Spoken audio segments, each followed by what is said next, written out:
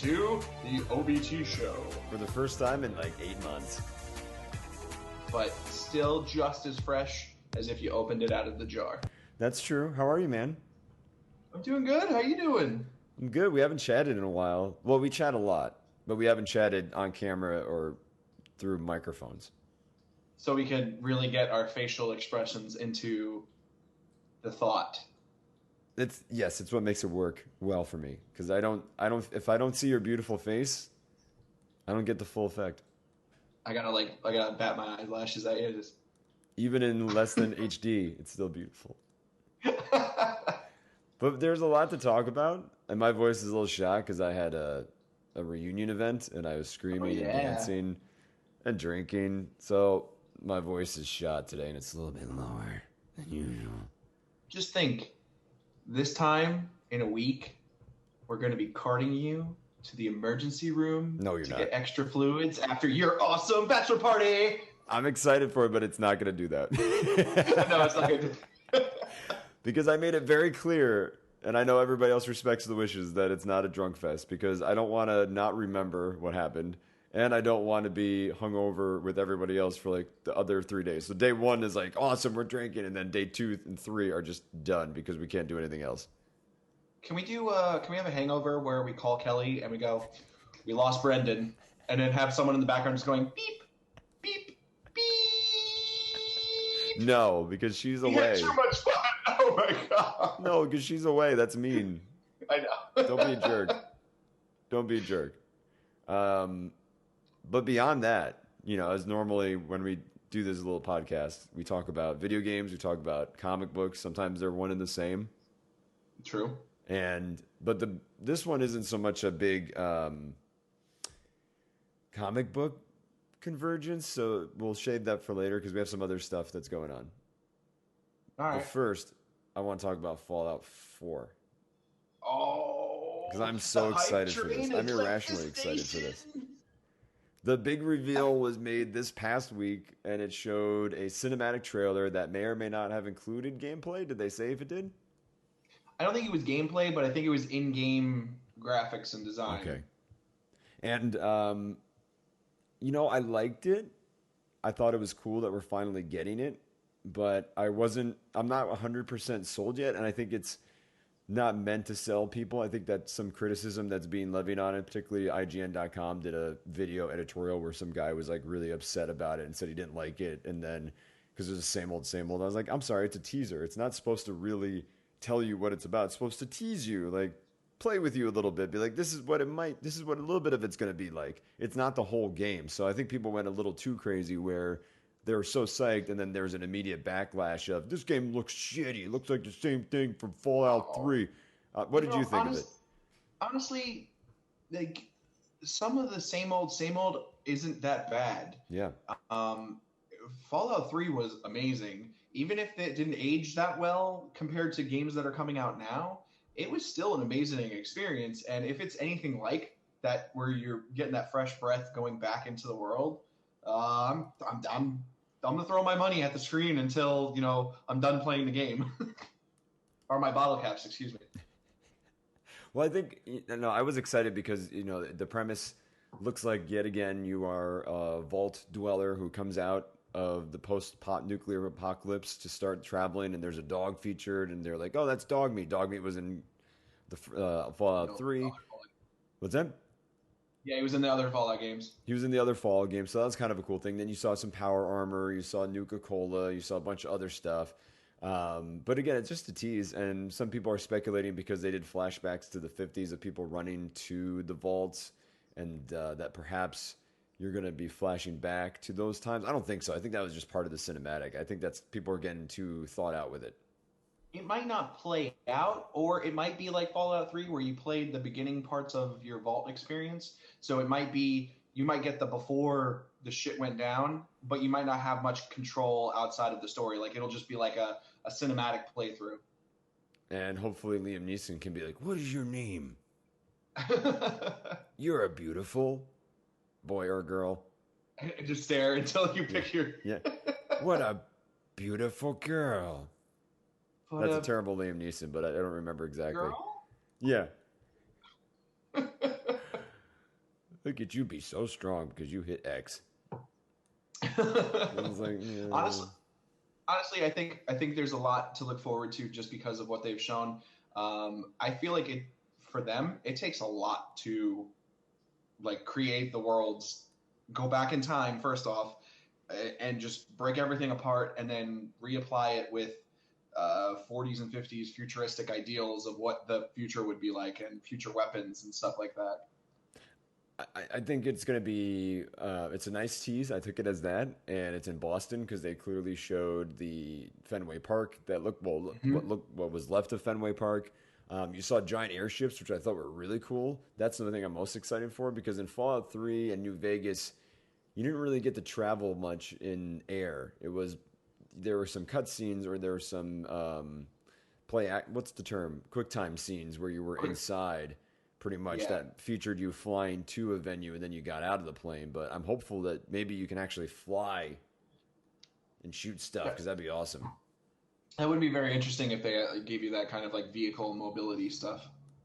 But I think we have to wait until E3, which is another what, 2 weeks, 3 weeks? Yeah, it's right around the corner. Yeah, I don't know much about it beyond 4 and a bunch of other games that might be on display. Yeah, honestly, I'm just as lost as you are. I feel like the hype train is there. I keep seeing E3 posts, Yeah. but normally I would see like game titles and stuff and with the articles, and I'm just saying it's like it's coming up soon, so get excited. I'm like, all right, what am I getting excited about? Well, yeah, I think a lot for me. It's I think you're going to get your generic Assassin's Creed announcements like you always do. You're going to get your like major sequels or your annual traditions like Call of Duty probably will have some sort of trailer. Whatever the next Call of Duty is, they always tend to do something like this at E3. I'm looking forward to Lego Dimensions. I think that looks like a funny game because I loved Lego Batman 3. So that was announced and the trailer dropped for that featuring Joel McHale. And it was really awesome. I don't know if you saw it. No, what I saw was the Lego Worlds, where it's basically like Minecraft but in Lego form, and you can just build anything Oh, okay. creatively with Lego pieces. No, this one is like a direct sequel from Batman 3, where you Okay, yeah. travel. It's like Batman, Gandalf, and somebody else are traveling to um, make sure the worlds don't blow up. So you travel to Jurassic Park world, Lord of the Oh, Rings that's world, cool. Batman world, and space and the cities, and you do all this stuff, and you're traveling with a group not just limited to DC characters. It's everybody they've ever done is on the table, Yeah, that's awesome. That which sounds is awesome. which is awesome. And the Joel McHale kind of plays out like a short where the three of them arrive into his house because they need some Legos and he has a bunch of Legos, so he helps them build something and then they fly away to the next dimension. It's pretty funny. Joel McHale's the man. He doesn't get enough credit. No, I like Joel McHale a lot. He's funny.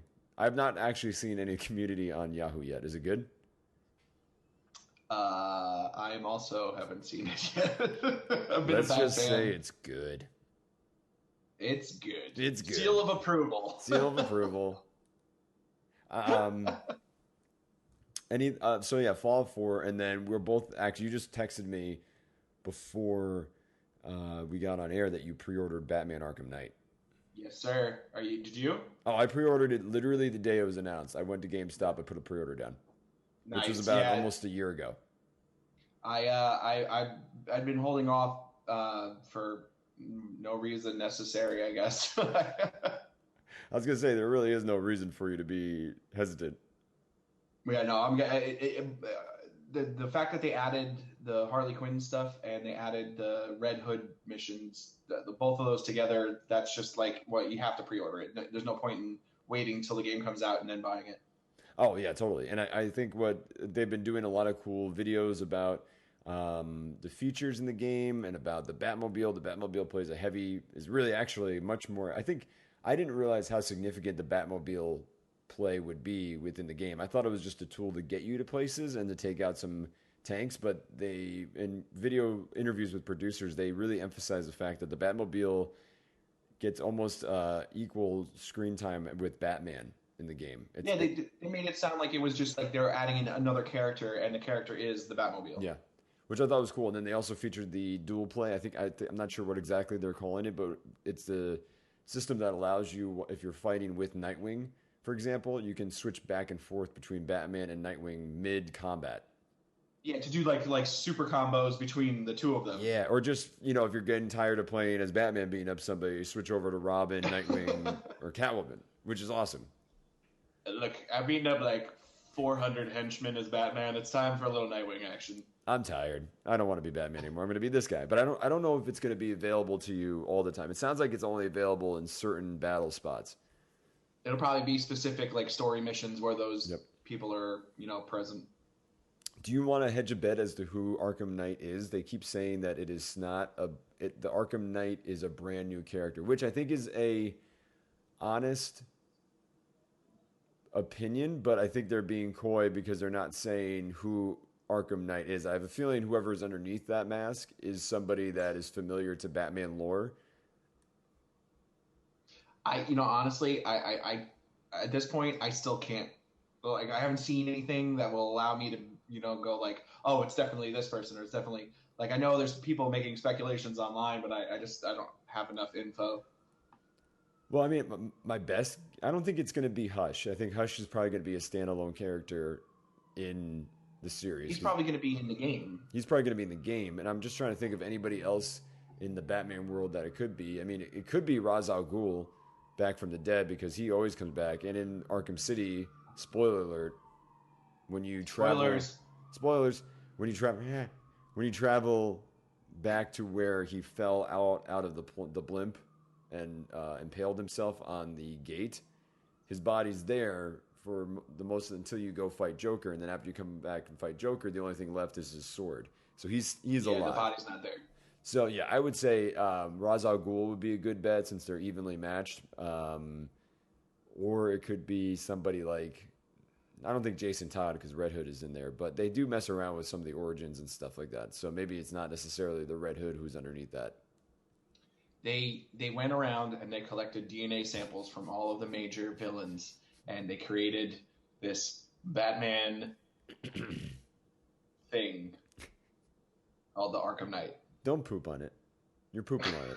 I'm trying to have an honest discussion here, and you're like, I'm just excited for the game. I'm not happy about it. Put a little poop swirly on it. A little poop swirly. But or it could be Prometheus, which I think would be pretty cool. Yeah, honestly, I just hope that it's something that doesn't fall short since they're selling Scarecrow so big for this game, and he can be, a big enough villain to carry it. But I hope they don't just I hope he's very supplemental or takes over towards the end and is the final boss kind of thing. They make it worthwhile where they don't just give him all the hype and then go, oh, but he was just this guy and you still have to fight Scarecrow. Or he's still just a stepping stone or something. I mean, if he figures out how to make him, an ally, that's also interesting. They can go any direction they really want to with this. Because there's a lot that I don't know about it. Well, and I haven't. I mean, I've been reading a lot with the current run of Batman that Scott Snyder's been doing, and they don't really seem to have pulled much from that era of Batman, which is interesting. But I'm always curious if they'll introduce something like Court of Owls in this game, or some of the other elements that Snyder's brought to the Batman world. Which I think if they did a Court of Owls reference, that would be pretty cool. But if Arkham Knight is a Court of Owls person, that would be also very cool to me. I'd accept that. I mean, honestly, at this point, they should do a game that is like broken story segments and highlight the best chapters in the history of Batman. Yeah. Where not necessarily you go up against all his villains in one game, in one story, you enter in his life at different points in time kind of thing. And, maybe it's different Batmans and different worlds and stuff like that. I feel like that would be something that they could do where they could do a Court of Owls that takes 4 hours, and they could do, Azrael and Bane and cover that chapter and have that be 3 hours or something like that. Where do you think, and I'm again forecasting beyond the game now, you have a whole series that really lived and died by Rocksteady because the one attempt that they did with Batman Origins, which was not the company that did City or Asylum or Night, it was commercially successful, but it was critically a bomb because it was not a great game. Do you think I'm sure they're going to continue to make Batman games, but who do you think? What type of style is it going to be? Is it going to be a Warner Brothers production, or are they going to license it out again to a outsourced computer company? You've got, which will hopefully be a trilogy of games that are, should be as a mantle. They need to be the rule to go by for Yeah, Batman games, I guess. And honestly, I don't know where they go from here. The idea that I was thinking would be that they break it apart yeah, and attack it like a short chapters and stuff like that, where there's so much material to pull from. You pull from the best and throw it all into one game, and you get a team that can handle that kind of a right, production, almost like a Telltale, but not Telltale, right. No, because Telltale games are as cool as they are and as interesting as the story. The games are broken. Like the graphics constantly freeze up. You're like, it wouldn't be worth it. no. I think it needs to still be a AAA title and from a Yeah, AAA company. But I just am fascinated. I'm like, all right, I'm so excited for the game, but then there's a part of me that's also bummed out because it's the last time Rocksteady's going to do it. But unless DC's like, we are going to back up the Brinks truck and please just keep doing Batman games. honestly, if they could, and then get Rocksteady to hire the people that are working on the current DC animation that are doing the DC movies, which are gorgeous. Yeah. They're great movies. If DC is losing in other fields, like in their main movie business, they're killing it in their animated movies. Oh yeah. So if they could get some of those people and then start doing maybe some New 52 stuff, or maybe the group that did Dark Knight Returns, Yeah. have some of them do some animation. There's a lot of different directions they can go. Hopefully they pick one that doesn't suck. Yeah. That should just be DC's memo to all future video game companies. Dear company, don't screw this up and don't suck. Don't make a shit game. Love DC. The fans should be like I've given you $180 minus story packs and expansion stuff. Don't fuck up. I know people balked. Just don't do it. I know people balked at the season pass for the price of the season pass. Like I think it's something like $30, which is not that bad for what you're getting. No, it's not. It's not the what you're getting and the not that bad part. It's the I don't know. I think it's just the trend that has been happening over the past couple of years, where it's like buy the game, also spend another $30. So no longer your game's $60 experiences; they're now $90 or $100 just for the baseline game. Um, Well, not in this case because they're just adding story content if you want it. yeah, and it's stuff that they could put in with the finished product, but they're rushing to get the product out, and not necessarily saying Arkham Knight, but Yeah. for a lot of games, they're rushing to get these games out. The games are broken when you're getting them. Then they have to go through and do all of these updates. And then on top of that, you're going to pay an extra $30 for a story that's not going to come out for a while, for a game that's going to be broken when you first get it. But for a lot of people that are money conscious, they're just going to wait for the Game of the Year editions for these games. They're not going to wait. They're going to be like, oh, I don't need to buy it when it comes out. Right. I can wait till December, and they're going to have a new version of it or whatever. Well, I think I agree with you about being games that are shipped that are like need like a massive 8 gig day one patch because they're just destroyed. But I think if a game company and you really like it are basically saying we're going to give you some more content, you just need to pay another 20, $30, and the game that they initially ship is fine, and I don't need that giant day one patch. I'm okay with that price. Yeah, I'm not. Okay. I'm not gonna not necessarily against just that one game. It's more the concern I have for all of the games that they're doing this with, and all of the games that they're doing this with, for the most part, come out broken. Like I've yet Yeah. to see a really good launch of a game that hasn't been broken when it comes out. Oh, like I like Assassin's Creed Unity that had all the weird graphic issues. That game broken. Halo, when it came out for Xbox One, broken. Bloodborne, great game. Multiplayer, broken for a week. Yeah. Well, yeah, you're right. No, I don't like it when DLC is connected to these patches. Like sign up for this, even though this game sucks. But if it's enhancing the game, and as long as it's not something that you need, like I think that with the Catwoman add-on with Arkham City, they had that included in the initial purchase. So it was a DLC day one, but you didn't have to pay any extra for it. Yeah, no, that was Which is that. fine because they It's just wanted to enhance the main story, and there's a lot of components of the main story. This seems like play Arkham Knight till the end, and then we have some extra stuff, another side mission that's like an epilogue, like they did with Harley Quinn's Revenge, and then they also have a prequel with Batgirl that's available. as long as the game is like at least like 90 to 95% functional when it Okay. comes out.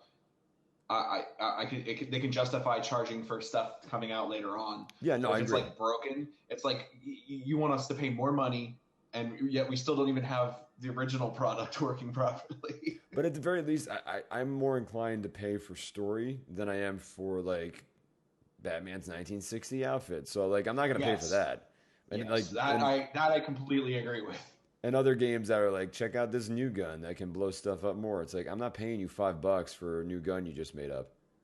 If you buy this DLC, we'll give you a diamond skin for your gun Yeah, that you're no, going to change once you get the next skin. yeah, womp womp. Wah, That's wah. dumb. Speaking of dumb, well, maybe dumb depends on your opinion. Maybe. Suicide Squad. Whew. Well, Okay. yeah, I know. Where do we begin? Well, Suicide Squad is like the word. It's like the highest, like one of those high budget films. It's like that should be shrouded in secrecy. That is literally just like take a picture if you want. We don't care. Like everything that they're doing on the streets of Toronto, which is Coast City or Central City. I forget which one it's going to be. It's not Gotham. It's not Uh, Gotham, yeah. it's just like, all right, you saw Batman, you saw Harley Quinn, you saw everybody pretty much in the film doing stuff. And I guess the question is, we can pick apart the actual scenes that were shown, but your initial thought on this whole process of or lack thereof of secrecy with this film. It's like what the exact opposite of Marvel did with Guardians of the Galaxy. We knew nothing really until the end, and then once the trailer started coming out, we started getting visuals, and everybody was like, but it was pure speculation and fear up until that point. We're like, is this movie going to be any good? Now this one, we're like, the question mark is, how are they going to pull this off? And the sense of they don't even have their main crew established. Like that we're still in fear about Aquaman. We're still in fear about they're gonna do Wonder Woman. We're still in fear about the new Batman. Like, Yeah, and they're already like all full on board with Suicide Squad. That's like a little scary. it's risky for sure, but I think the other thing too. I mean, I get what you're saying with Guardians, but that's a completely different movie that didn't require cars on a street. You know what I mean? They did all that crap inside a studio that they had sealed up without any prying eyes. Oh no, no, but I mean like the DC accounts are actually like encouraging some of this stuff. Like they're pushing some of the like Oh, I see what you're saying now. Okay. I saw there was stuff on Twitter that Yeah, they were David like Ayer, I the mean, director, put out the photo of Joker. He put out photos, and he basically put out a tweet that defended the leaks, if you will. He's like, they're not really leaks because we're not hiding it. So, but it is in a way. I don't it's know. very open. It's not like they're hiding. They're like, we're doing this movie. It's coming. They're like, whether you want it or not, Joker's in a pink Lambo. Deal with it. But Joker is going to get his ass beat inside of a pink Lambo because Batman showed up and is, according to the footage, has a blowtorch that he's cutting through the top of the Lambo. Do you think that also the secondary reason why they don't care necessarily? Well, that they are giving the impression they don't care is because do you think the Batman Joker is like and I've heard podcasts and read articles, it's like a James Bond film, the way it'll be structured. You'll have like a 10 to 15 minute beginning followed by the rest of the movie. Do you think this Batman Joker interaction is the 15 minutes before where Joker gets captured and or escapes? Yeah, I think what they're doing is this is not even like a tenth of the full movie, but it is what we're seeing is gonna cover a good chunk of it, I guess. Like as far as like the story progression, because we've seen a beginning of a battle where they're getting to some location. Right. We've seen the rain scene where they're all like soaked, and I guess the battle has been going on. And then we also see the Joker outside the nightclub scene where he hits Harley Quinn, which it's get a little risque, but DC's pushing the darker themes, I guess. And then the driving scene with Joker. So that the all of that stuff probably is going to be a prelude or an in between like flashback. I hope it's prelude because I don't want to have Batman littered throughout this movie. And I think if Joker is the villain that the Suicide Squad has to hunt, that's cool. But I was talking to Franco about this, and he was like, the only way that this works is if continuity wise, Batman loses Joker but has to leave because of what's going on with Superman, and then that ties into why he's dealing with Superman during Batman versus Superman. Well, it's just taking place during the events of They haven't said. the.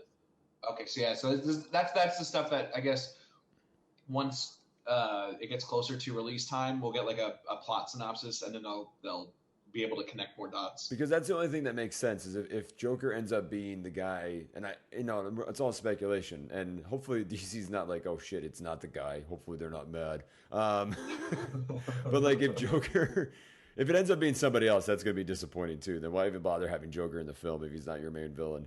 Well, Joker's going to be in also. They said that they're going to do a flashback scene also in Batman vs Superman, right? Oh, I didn't hear that. So, well, I don't know. Maybe it was a rumor. It was something like a Jason Todd connection. Okay. Like kind of like a flashback scene for Batman, like dealing with that bullshit, which was pretty intense bullshit.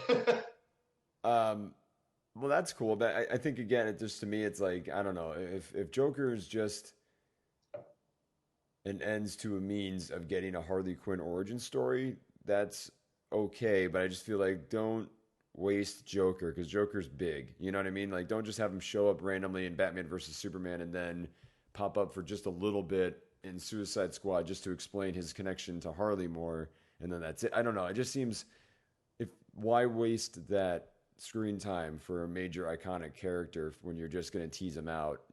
It's the opposite of what Marvel did with Nick Fury because Nick Fury is not a big character, but they made him important because he popped up everywhere. They made him the connecting piece. Right, but Joker is too big to be just a connecting piece guy. So I hope it's not something like that. Villain. Yeah. Like Lex Luthor is the villain. Right.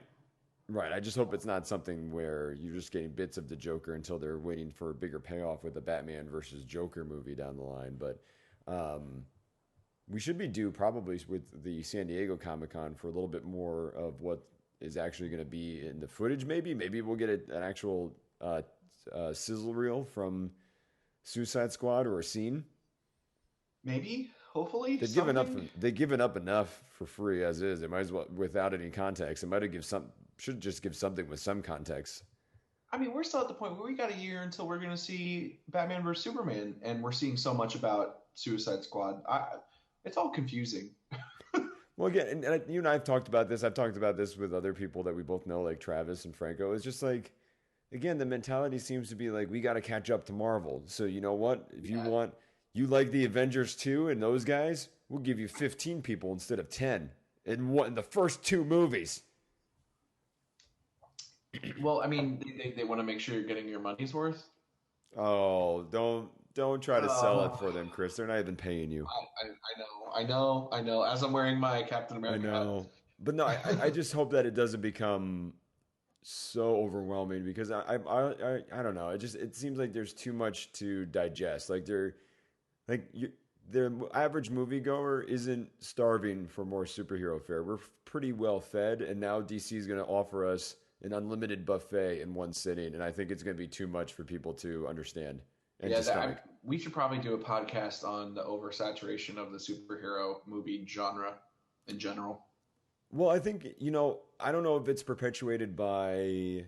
Here's my thoughts on it. Maybe I'm controversial. No, we're perpetuating it because we keep throwing our money at them. Yeah, we do, but I think the negative backlash that is more just sentiment and comment rather than actual action at this point. I mean, it is what it is. I think it's exciting. I mean, who would have thought Ant-Man would be made into a film? I'm okay with it. I want to see it.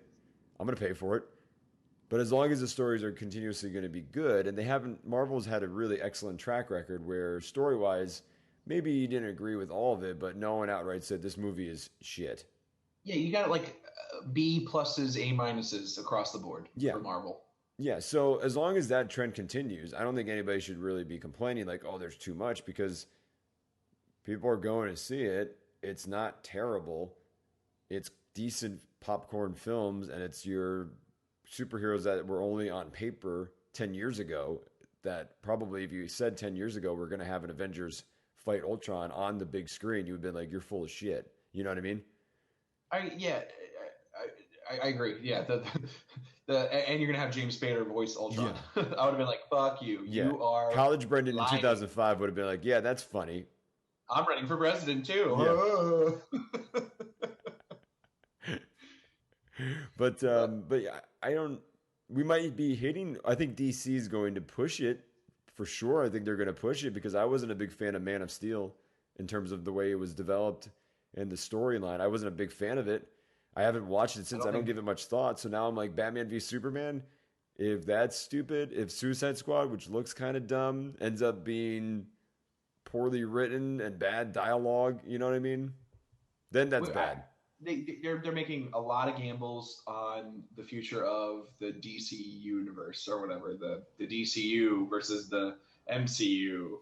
Which they shouldn't be even bothering with that battle. They should just try to make quality films and do it their own way because that's what's going to make them successful. Once they started trying to copy Marvel, that's when people were like, I don't know about that. Especially the Hollywood Reporter article about how the whole thing with Wonder Woman, they've been asking like 6 screenwriters to write first drafts of like, or the second act, the first act of something, and then they've been cherry picking what they like, and then they're going to make this Frankenstein script of various pieces that they like and throw it all together and see if it works. I feel like I just vomited in my mouth. I don't know if you saw that report or not. No, no, I don't know if you saw me like digesting it as you're saying it. I'm just like, oh Jesus. So it's basically executives in Hollywood being like, you know what? Yeah, let's get 6 guys in a room and have them all write a draft, and then we'll read them all. And that's what they're doing. And then Hollywood agents are freaking out because none of their clients want to put in the work if they all know that there's 6 other people in the room that are going to be submitting the same draft for the same movie. Yeah, that's bullshit. And then the article also described how there's no Kevin Feige, forgetting how to say it, Feige, who's in charge of all the Marvel. Feige. That's kind of steering the ship. Like there's Zack Snyder and there's Dan DiDio, but DiDio's more, I think, in the comics, and Snyder is like he's directing these films, but he's the only director. They don't have somebody that's kind of in charge like a brain trust. They're just throwing the net out, seeing what they get, but they don't have a central office that's kind of has the long-term plan for all of this. Yeah, they just have a bunch of cool images that they made with the logos and maybe 2 movies. Maybe. And a third that the franchise doesn't collapse after Batman vs Superman. I don't know, man. I love Batman. I'm okay with Superman, but the story that they're going with it, I'm like, I don't know. Maybe I'll be pleasantly surprised. I want to be pleasantly surprised. I don't want to poop on this movie. If it has the fight scene that we all deserve, then. And it does, but the real fight scene, like the inner turmoil that you feel about Batman fighting Superman, these two pillars of awesome. Yep. Not just seeing it, but you have to feel it. You have to be like, I'm upset that two of my, idols are, going blow for blow. Like, this needs to be epic, or it falls flat. It loses all of its meaning. And that last line was cool, like the whole "Tell me, do you bleed?" That was cool. Yeah, where he's in his Baneophone. Tell me, do you bleed? I was like, "Where's Bane?" But it was funny because I was listening to Kevin Smith's podcast, and he made a good point that someone tweeted him because Kevin Smith was really excited, as was I, that they finally stopped. Or it looked like they would stop with the actor playing Batman trying to make his own Batman voice. That just sounded dumb. And they're like a voice modulator because it makes sense. Bruce Wayne's a smart guy. He has a lot of money. Why wouldn't he make a voice modulator that's probably relatively cheap to change his voice so he doesn't have to do it? And then someone on Twitter pointed out to Smith that, you know what, when that voice was heard, he had his space Batman super helmet on. And maybe that was what was making the voice. He's like, what happens when they do scenes where he's just in the suit? Does his voice get modulated then too? A Batman voice. He'll probably be like this. That's the only thing I can think of. I think that the voice change was because he was wearing the armored suit and he couldn't project outside of the layers and layers of protective metal that are around him. And there's also something that Smith had mentioned that another fan caught in the trailer was perhaps a spear, the Spear of Destiny, which is a big key component in DC, which I was like, I don't know if I can handle. I might walk out if Batman has a spear because I'll just be like, this is getting too ludicrous at this early in the films. It might not be a spear, but I think it's going to be like a jagged chunk of kryptonite. Okay. Yeah, I could live with this jagged trunk. If they're going like Spear of Destiny right off the bat, I'll be like, what? Stop it. No, that's too much. I agree with you. It took Marvel 7 years just to say Infinity Gauntlet. You know what I mean? But yeah. They had the pieces we're there. We're going to go collect some gems, kids. Thor didn't go, there's 5 gems, even though I hate that scene in Age of Ultron 2 where he goes in the spa and then comes back knowing all about the Infinity Gems. That's the only thing. They've been very good about not just giving you stuff. Yeah. Like, here's things. They've been doing a good job of like, you can figure stuff out from watching the movie. That one was just like, this is what's happening. This is the rest of the franchise. He's like, I have a bad feeling. I gotta go. And then he jumps in a pool of water and gets a nice spa treatment, comes back and goes, there are 5 stones. I was like, what? How did he know this? He had a vision, man. Ragnarok.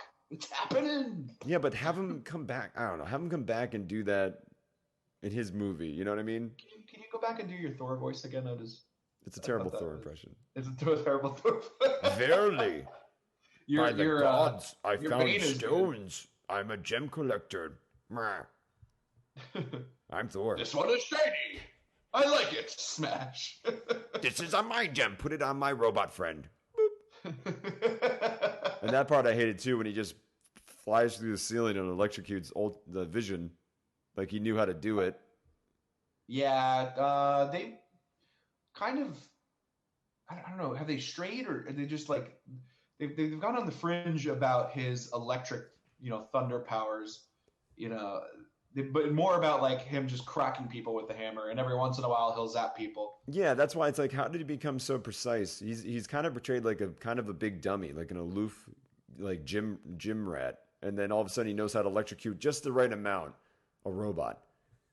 It may or may not be because the actor himself is kind of a bro. But no, Thor's a bro. Just throwing it out there. But Thor's a bro. He's totally a bro. Thor is a bro. Thor's a bro, and then but how does a bro know how to electrocute a robot? I only use Majestic Conditioner. Look at my hammer. Bro. My bro hammer. But I back to the DC part of what we were saying. I think this is going to be the movie where they introduce kryptonite being Superman's weakness, and the dagger or the spear, that's going to be kryptonite related, and it's only something that either Batman's going to come up with or Lex is going to come up with, and Batman's going to use it to his advantage. And then that's when either Lex is going to capitalize or Batman's going to, you know, woo him to the side of fight with me and justice and stuff. I don't think it's gonna happen like that. None of that stuff's going to happen. No, you wrote a sound script, and that's not gonna happen. The movie's just going to start changing as I'm thinking thoughts. Yep. And like, oh, there goes the script. It's fluttering by. Like, look at all these things that make sense that Chris is doing that they're just passing by.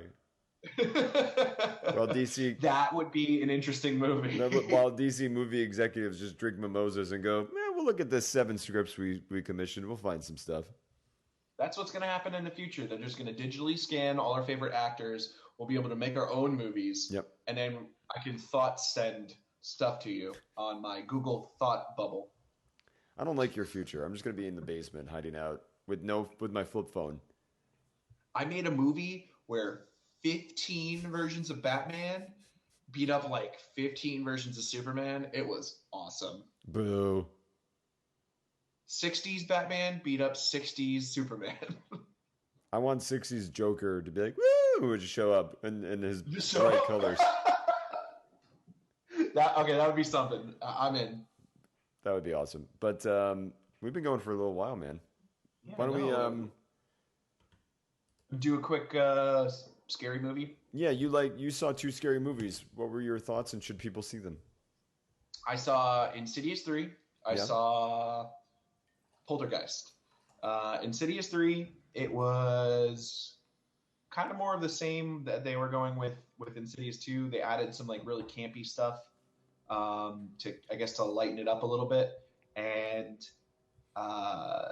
it's just really just jump scares at this point because the first one was innovative. It presented a whole new way of looking at like the other dimension or the like the side where ghosts are on and that kind of thing. Like it was almost like Poltergeist, the original, when that came out. Like you got to see a new aspect of something. This one, since the magic is already like out, everything's just jump scares. So like loud noises, things just coming out at you really quick. So things I can do. No, like things I can do by myself walking around a dark campus. Yes, okay. Very much. You drop something loud in your room. Yep. You're like, oh, so I can scare myself without paying $12. Yeah, there was 2 of them that were honestly like some really really good unique horror movie scares that I was very like on board with. It made me kind of like just my heart all of a sudden just was like. But Poltergeist. Kind of a letdown compared to the original. I feel like that's one of those movies that it's very difficult to touch. Yeah. Though I will give them credit for making the family seem like a real family. Felt like I could identify with the people on the screen for once, where it wasn't like, oh, these are a Hollywood family. Right. Because that Sam Rockwell plays the dad, and he's just like one of the most believable characters, I guess, whenever he's in a movie. But the scares really weren't there for me, and I don't know. Like I feel like the visuals were too jumpy. It was too much in a short amount of time. They could have done a little bit better. Overall, I would say if you're going to spend your money on going to see a horror movie, go with Insidious 3. I saw Spy with Melissa McCarthy. It was awesome. I went in with no real expectation. I thought maybe it would just be kind of dumb. It's hysterical, and there are great lines. Rose Byrne is fantastic in it. So is Jason Statham. Jason Statham may have the funniest parts in the entire movie. He plays like a dumb agent, right? Yeah, he pretty much plays like the hyper masculine characters like he always does, except with no sense of reality or no grounding. There's like a part where he keeps trying. The running gag is that he has done so many things that he is a better spy than Melissa McCarthy. Because the premise, I'm not spoiling much. She has to go in because it's the main premise of the film and all the trailers. Like she's a drone agent that gets thrust into being a real agent. And Statham is pissed off because he thinks she can't do it. So they have this running gag where one of the lines he does, he just keeps yelling at her about things he's done, and that makes him qualified, and they're just more ridiculous. He's like, have you ever been in a car? He goes, I jumped out of a plane in a car, and I was on fire. Just me, not the car. And I lived. And I jumped out of a building and had to use a rain jacket as a parachute. Blew out both my legs, but I lived. And I did that. Can you do that? That's okay. I need to see this. And he's like, I had my whole arm torn off and I had to use my other hand to put it back together. And she's like, that's not even medically possible. He goes, well, I did it. And he has an array of like really shitty disguises. And there's just parts where, oh God, I don't want to spoil it, but I would see that again because it's so funny. All right. Now you've convinced me. I want to see it now. It's good. It's really well acted. And again, Rose Byrne is hysterical. So it's just a great. Allison Janney's in it too. She's really great as the CIA boss. But it's a fantastic film.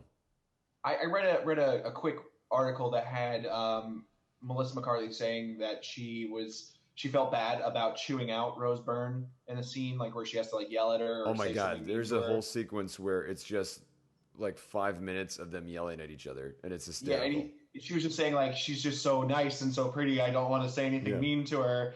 But that just gave me so much more fuel to do it. I really love Rose Byrne. I think she's great. Yeah, she's had like a wave of good movies. Yeah. She did Neighbors. She did the two Insidious movies. She did what else did she in? Bridesmaids. Bridesmaids, yes, she was excellent at that. Go see it. Few good claps. Go see Insidious and go see Spy. Chris, what did you learn today? I learned that this time I clicked on the main screen when we started the chat, and I think for once our video pod is going to flip back and forth when both of us are talking. Yay! Brendan, what did you learn today? I learned that in your mind, you've created a scenario where there's 15 Batmen that are fighting, and that scripts will fly across your body into the ether. And it made me smile because I could see you just sitting there with scripts flying by you.